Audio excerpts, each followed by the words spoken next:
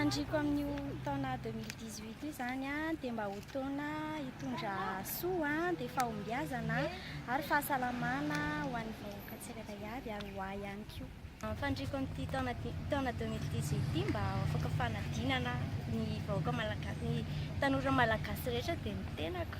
Fandriko dia fananako regny mba tianana zany ny tenako satria ny tena mahafahana. Fandriko zao dia mba amorany fiainana nga mba tokony mba ho moramora amin'izay fiainana. Mba ilamina ny firenena malagasy manontolo mba ahitany fahasambarana ny miaina fara Madagasikara ty. Mba ilamina amin'ny fiainana mba ahitana tombontsoa. Mba hitina amin'ny vidim-piainana ny zavatra rehetrarehetra eto amin'ny Madagasikara zany mba tokony hisy fiovana ilay vidim-piainana zany tokony mba lanjalanja ilay fanjakana. Fidina amin'ny vidim-piainana mba ny anaran'ireo zanako zao 5 tokony hianatra tsy mianatra satria za sahirana maty vary. Sasalama ny velomako ny vidim-bary miakatra isan'andro isan'andro. Dia mba fienany vary io zany mba angatanay raha mba mety tokony mba handinika ireo fanjakana mba hijery an'ilay madinika aty ambany. Tanàndrasako zao rehefa miditsy ny mpianatra dia mianatra sady za mbola tia hianatra fa tanànay efa maty dia mamanay tsy mamelona anay dia za mbola tokony hianatra fa tsy manambola fidirana anay mamanay fa tiako zao dia hianatra indrindra. Dia hianatra raha ohatra resana amin'ny taona 2024 zao dia tokony mba tsy niendrika ilay lalàna an'ireo olona madinika jaly izay sahirana. Ny ankizy sasany tsy mianatra mangataka nefa ny zareo tsy mijery an'izany. Dia zao mba zavatra tokony resana amin'ny taona 2024 mba hitina ny vidim-bary, hitina mba vidim-piainana fa mijaly izay madinika ety. Miakatra foana ny olana avy vary miakatra tsisy farany. Mba ho afaka sepesiseo.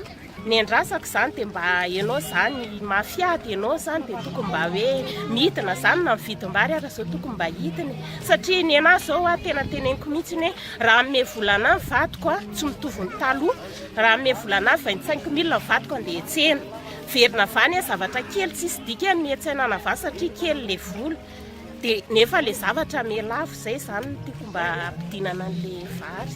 Mba manambola tsara mamanay sy dadanay ampianarana mba hay fianarana tsara dia mba hanana pahaizana dia mba tafita. Ny zavatra andrasana amin'ity taona 2024 ity dia mba hidinan'ny vidim-piainana sy mba hanatsarana ny fiainan'ny vahoaka, fanamboarana ny lalana etsy an-daniny koa.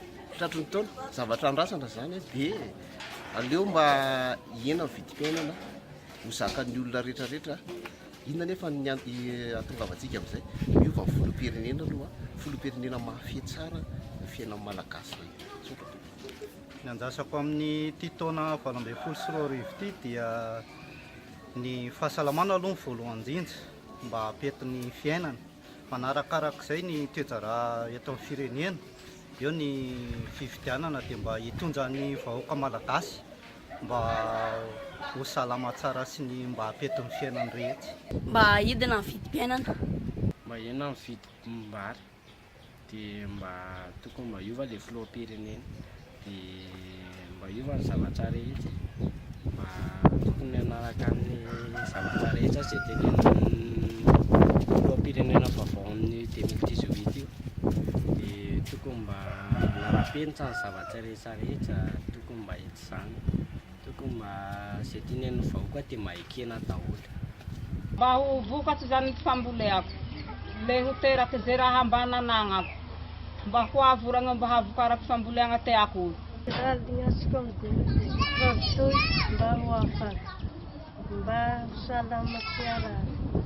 Dia fagniriako amin'ny taom-baovao zany dia mba ho afaka raha vetsevetseko zany mba ho avy zany orana izaho hivonona famboleako mba hitohy ty fiavy eto hivamona isicatrako viniliko za tokapoaka zay.